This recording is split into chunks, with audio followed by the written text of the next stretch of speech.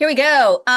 So this is the session on making better decisions about RFPs. And because we are being recorded, that's why Dr. Matt Feldman is here in the room. I am going to share my screen and we are going to just really quickly zoom through the RFP decider together. Um, I'm going to hit some very quick highlights and then hopefully leave plenty of time for questions. So Matt and some other colleagues within this universe were instrumental in encouraging me to be developing this from kind of a back of the envelope idea to something that I've now presented a couple of times. The matrix has several categories that I give particular weight to some of them as they say in the big leagues, your mileage will vary. The things that are most interesting and important to me may not be the things that are most interesting and important to you. In terms of values and interests, I tend to be pretty aligned with my clients. Again, I think because my my potential client pool is pretty much limited to social change organizations and philanthropies. So almost by definition, values and interests are similar. I personally don't spend a lot of time on this arena, although it's got some detail in it because people who have been to these sessions in the past and commented on it do in fact do that. Attractive business opportunity. If you see where my cursor is, actually, that's not where I was going. Appropriateness of the fee structure, actually. That is, of course, a big piece. There's lots and lots of great RFPs out there to respond to, but too frequently, or frequently enough, the fee structure is challenging. That tends to be a place where I start. Can I do this work for the amount of money that is being offered? Availability of a pre-bid discussion with economic buyer. This is a situation that I know that not all consultants face. I am fortunate again because of the arena that I am in, social change, philanthropies, and nonprofits, that most of the time, or almost all of the time, the person soliciting the consultant services will permit a pre-bid conversation. And that is an opportunity for me to gather a huge amount of information about this client and, ask pertinent questions and establish myself as an expert before I even file the RFP.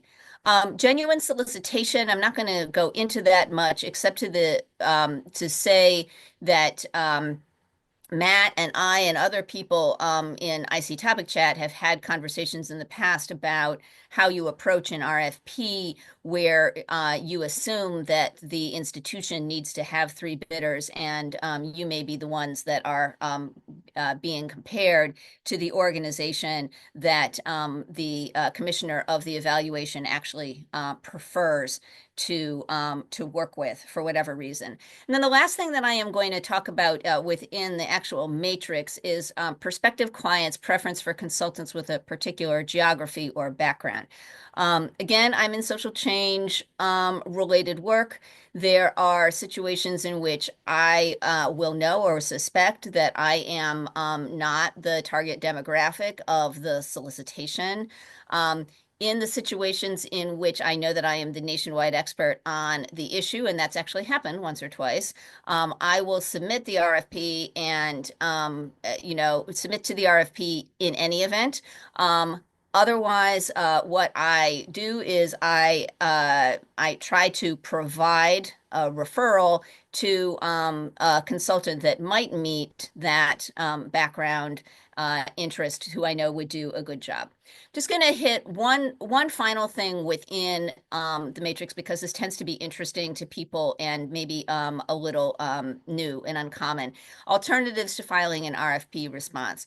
I have several times prepared what I call a no bid letter to the commissioner of an evaluation. Basically, what the no bid letter is and does is it says there are a variety of reasons I am not going to respond to your RFP.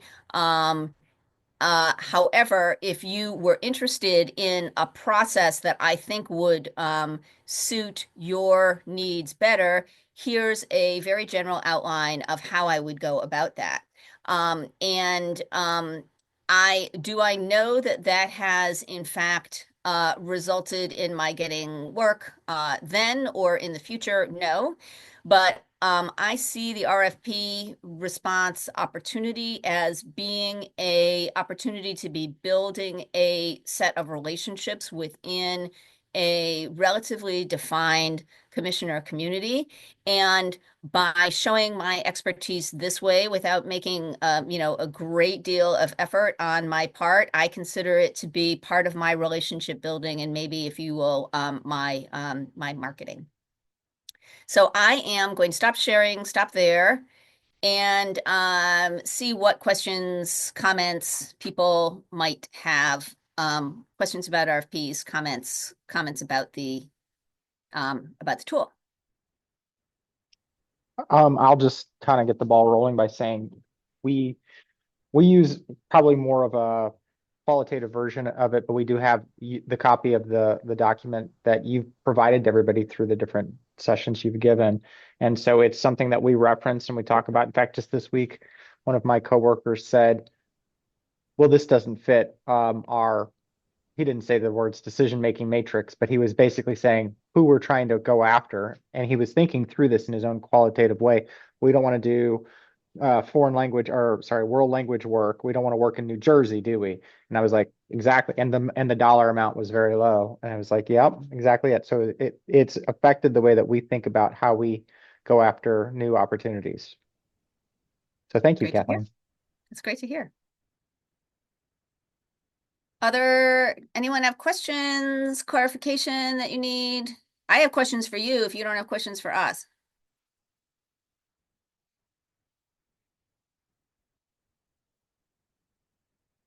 So I'll ask them, what's your experience with RFPs? Have you found that you are responding to RFPs within a sort of specific limited community? And has that been easy for you to do?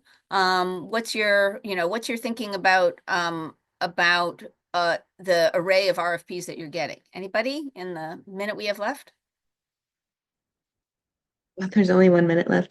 Hi, this is Charmaine. To be honest, I'm still looking at finding efficient ways to manage searching through RFPs and finding opportunities for a very small scale, very new independent consulting practice. That's interesting and helpful. And one of the things that I'm going to suggest to Matt, based on a bunch of these conversations thus far, is that we have a separate conversation about where people find RFPs, Sure. who, Sure. where you go within the community, what people's various sources are. So yeah, stay tuned for that.